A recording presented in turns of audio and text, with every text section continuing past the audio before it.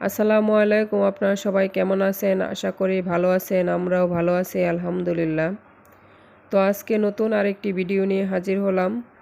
তো ইতিমধ্যে যারা ভিডিওতে যুক্ত হয়েছেন তারা প্লিজ একটি লাইক দিয়ে ভিডিওটি কন্টিনিউ করবেন, আর যারা নতুন তারা অবশ্যই চ্যানেলটি সাবস্ক্রাইব করে নেবেন। আজকে আমি বাচ্চাদের জন্য বিকালের নাস্তা বানাবো, তো সাথে থেকে পুরো ভিডিওটি দেখতে থাকুন। তো আজকে আমি ধনিয়া পাতা এবং ডালের পাকোড়া বানাবো।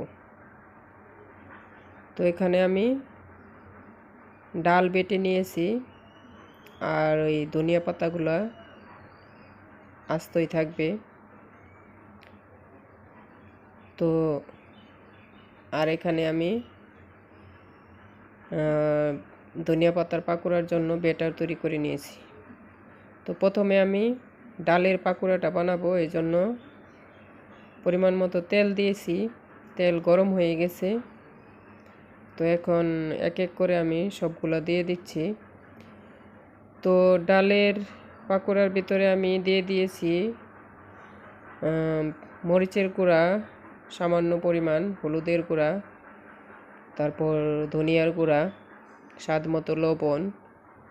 তো পেঁয়াজ কুচি করে দিয়েছিলাম, তারপরে কিছু রসুন কুচি করে দিয়েছি, আদা কুচি করে দিয়েছি, আর কিছু ধনিয়া পাতা কুচি করে দিয়েছি, আর সামান্য কাঁচামরিচও কুচি করে দিয়েছিলাম। তো আর এখানে আমি চাউলের গুঁড়া আর বেসন দিয়ে দিয়েছি। তো চাউলের গুঁড়াটা দিলে ওই পাকোড়াটা খুবই মচমচে হয়। তো এখন আমি সবগুলো দিয়ে দিয়েছি। তো এক পিঠ হয়ে গেছে, আমি এখন অপর পিঠ উল্টিয়ে দিচ্ছি। এজন্য আমি একটা কাঁটার চামিচের সাহায্যে উল্টিয়ে নিচ্ছি। তো দেখতে পাচ্ছেন কালারটা কত সুন্দর দেখা যাচ্ছে। তো ডালের পাকোড়াটা আমার হয়ে গেছে, এবার আমি এগুলোকে উঠিয়ে নেব।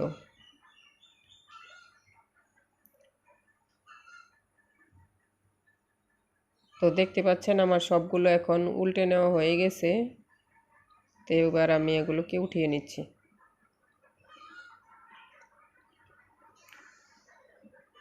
তো পাকোড়াটা কিন্তু খুবই মচমচে এবং খেতেও কিন্তু খুবই সুস্বাদু হয়েছিল। আর পাকোড়ার ভিতরে মানে সব কিছু পারফেক্ট হলে খুবই মজার হয়। তো এবার আমি ধনিয়া পাতার পাকোড়াটা বানিয়ে নিচ্ছি। এই ধনিয়া পাতার পাকোড়া বানানোর জন্য আমি একটা ব্যাটার তৈরি করে নিয়েছিলাম।